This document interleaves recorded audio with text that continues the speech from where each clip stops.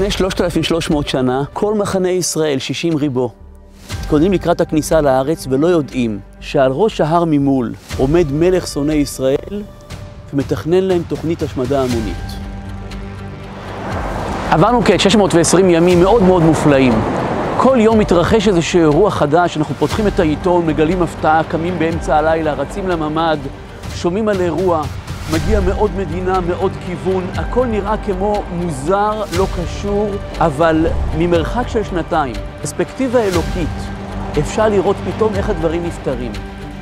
בואו איתי למסע מיוחד, נעבור בו בכל התחנות של השנתיים האחרונות, נציץ למרתפים נסתרים, נגיע לאזורים של הריסות, נסתכל גם לתוך כורים גרעיניים, נעבור בין מדינות, נחזור חזרה להיסטוריה, כי עם פרספקטיבה של 3,000 שנה, הסיפור מקבל תמונה חדשה לחלוטין.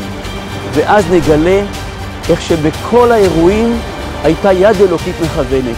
נגלה מתוך החושך והכאב אור מיוחד ונס מופלא.